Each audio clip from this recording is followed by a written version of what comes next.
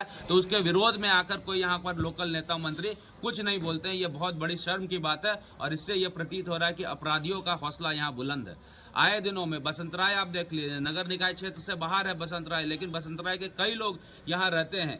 इतना बड़ा जो प्रोटेस्ट है गोड्डा नगर में हो गया, जो हिदायत सिद्दीकी की मौत हो गई, इतना बड़ा प्रोटेस्ट हो गया गोड्डा नगर में, लेकिन उस पर भी कार्रवाई कुछ नहीं हुई। और आज भी जो कातिल है वो खुलेआम घूम रहे हैं। ये चिंता का विषय है पूरे प्रदेश के लिए और गोड्डा के लिए। प्रशासनिक विफलताएं आपके सामने लगातार दिख रहा है। पलामू में शेल्टर होम की जो घटना हुई, किस प्रकार से नाबालिग के साथ दुष्कर्म हुआ, ये भी आपसे छुपा नहीं है। तमाम कुव्यवस्था प्रदेश में चरम सीमा में है। महिला भी इससे सुरक्षित नहीं है। महिलाओं के प्रति भी जो है रेप की घटना हो, बलात्कार की घटना हो, हत्या की घटना हो, लगातार बढ़ी है। अभी हालिया दिनों में मुझे याद है कि एक व्यक्ति था जो सोनारचक का ही या बगल का है, उसका हत्या कर दिया गया दहेज के मामले में। आज तक उसकी गिरफ्तारी उसके जो है घर वालों की नहीं हुई। तो मुझे ऐसा लगता है कहीं ना कहीं महिला मार खा रही है, पुरुष मार खा रहे हैं, बच्चे मार खा रहे हैं, लेकिन उस लाठी का जवाब प्रशासन को देना चाहिए था कार्रवाई करके। वो कार्रवाई दिख नहीं रहा है। दहेज के मामलों में झारखंड आज के डेट में नंबर 1 चला गया और कानून व्यवस्था लगातार चरमरा रही है।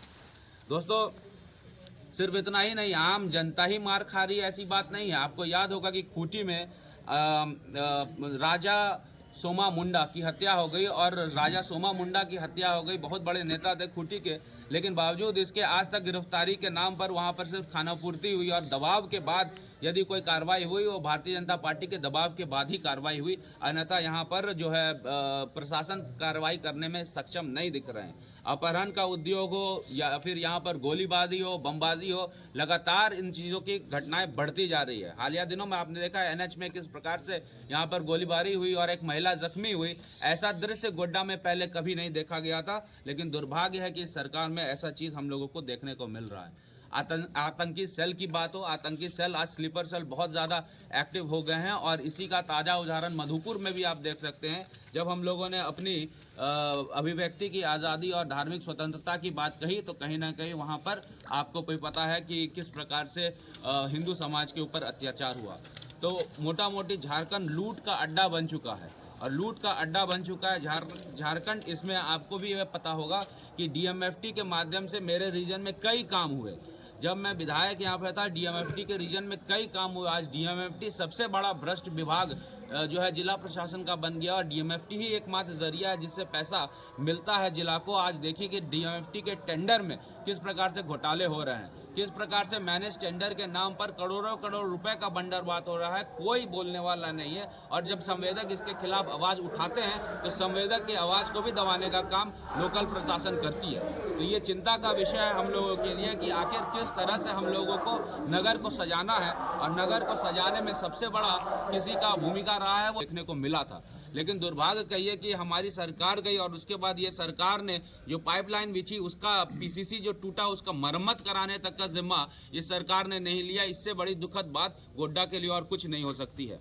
आपको भी पता होगा कि कारगिल चौक का सौंदर्यीकरण हुआ, अशोक स्तंभ का सौंदर्यीकरण हुआ। एस्टिमेट कुछ और था, बनना कुछ और था, बनना भव्य था और बन के क्या हो गया, एक डिब्बा जैसा बनाकर कारगिल चौक को छोड़ दिया गया है। एस्टिमेट कुछ और था अशोक स्तंभ का, बनना क्या हुआ, वहां पर सिर्फ एक 2-3 जो है मूर्ति लगा दी गई और पूरा वॉल को छोड़ दिया गया जो एस्टिमेट में था। कहीं ना कहीं एस्टिमेट का भी घोटाला हो रहा है और इसको भी देखने के लिए नगर के जो सक्षम पदाधिकारी है वो कॉम्पिटेंट नहीं दिख रहे हैं।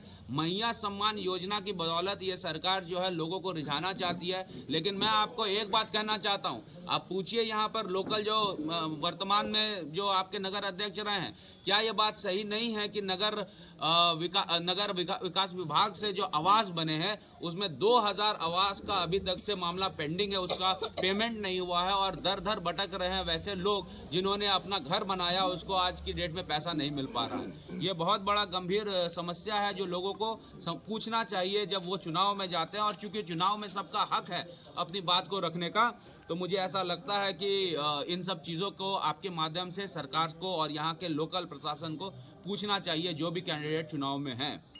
घोटालों की बात कर ले, आपको भी बताया कि घोटालों में झारखंड नंबर 1 है। शहरी क्षेत्रों में अतिक्रमण हो रहा है। शहरी क्षेत्रों में अतिक्रमण को बढ़ावा देने के लिए लगातार थाना में आप देखिए कि दलाल लोग सक्रिय हैं वहाँ पर।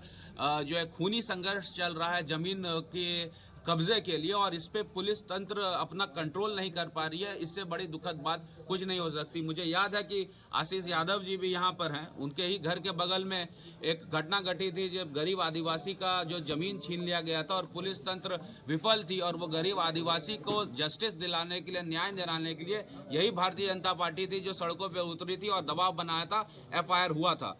इसलिए मुझे ऐसा लगता है कि तमाम ऐसी चीज़ें हैं जिसको आपको जो है समझना चाहिए। जिस प्रकार से युवाओं के साथ ये कहा गया कि हम नौकरी देंगे, आज लगातार मुझे ऐसा लगता है कि हर विभाग में वैकेंसी और ये युवाओं को ठगने का काम ये सरकार कर रही है। होमगार्ड की बहाली हुई थी यहाँ पर, आपको भी पता है कि किस प्रकार से यहाँ पर लोग धरना में बैठे थे, बावजूद इसके आज तक मंत्री जी ने उनके समाधान को, उनके समस्या का समाधान नहीं किया। ये सबसे बड़ा दुखद बात है। जो लोकल स्तर पर भी सहयोग मिलना चाहिए था स्टूडेंट्स को, युवाओं को, वो भी नहीं मिल पा रहा। और मंत्री हैं यानी कि सरकार है, तो सवाल तो उनसे भी पूछा जाएगा, चाहे नगर निकाय चुनाव हो, चाहे जिला परिषद चुनाव हो, चाहे विधानसभा हो या लोकसभा हो। इसलिए मुझे ऐसा लगता है कि इन सब चीज़ों के ऊपर आपके माध्यम से लोगों से सवाल करना लाजमी बनता है। भारतीय जनता पार्टी के माध्यम से समर्थित कार्यकर्ता जो मैदान में है वो मुझे लगता है कि काफ़ी सक्रिय हैं और वो अपनी भूमिका निभा रहे हैं। अनिल शाह जी अभी नहीं आ पाए हैं, वो अपने क्षेत्र में डटे हुए हैं और लगातार भारतीय जनता पार्टी के समर्थित कार्यकर्ता उनके सहयोग में लगे हुए हैं। लगातार हमारे अपने कार्यकर्ता उनके सहयोग में लगे हुए हैं, पूरी टीम उनके सहयोग में लगी हुई है। लेकिन दुखद है बात है कि आपके माध्यम से मुझे सूचना आई थी कि कहीं ना कहीं धन बल यहाँ पर बहुत हावी हो चुका है। धन बल के माध्यम से और बाहुबल के माध्यम से वोटर्स को प्रभावित करने का काम गोड्डा में हो रहा है। ये काफ़ी दुखद है वोटर्स के लिए, और वोटर्स को ये समझना होगा कि जो धन बल का प्रयोग करेगा, जो बाहुबल का प्रयोग करेगा, आने वाले समय में वैसे ही लोग अगर जीत के आएंगे तो फिर नरकीय स्थिति गोड्डा की हो जाएगी। ये भी आपको समझने की और लोगों से सवाल करने की ज़रूरत है।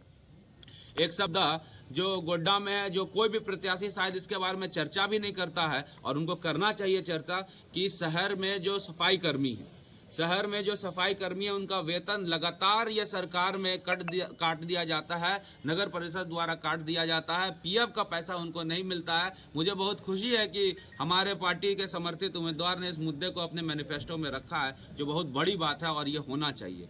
मुझे लगता है कि इन सब छोटे छोटे मुद्दों का निराकरण करने के लिए जो कैंडिडेट शहर में उतरे हैं, उनको ये पूछना चाहिए उनसे कि आखिर आपके मैनिफेस्टो में इन सब चीज़ों का जिक्र है कि नहीं है, तभी एक अच्छा मैनिफेस्टो बनकर तैयार होता है। और मुझे बहुत खुशी है कि अनिल शाह जी ने एक अच्छा मैनिफेस्टो नगर वासियों के लिए बनाया है, और मुझे अपने पार्टी पे गर्व है कि तमाम कार्यकर्ता हो, चाहे नगर के हो, ग्रामीण क्षेत्र से हो, वो अपने समर्थित उम्मीदवार को जिताने के लिए जी तोड़ मेहनत कर रहे हैं। परिणाम के डर के बिना यदि कोई कार्यकर्ता दिन रात लगा रहता है पार्टी के लिए, तो इससे बड़ी बात भारतीय जनता पार्टी के लिए और कुछ नहीं हो सकती।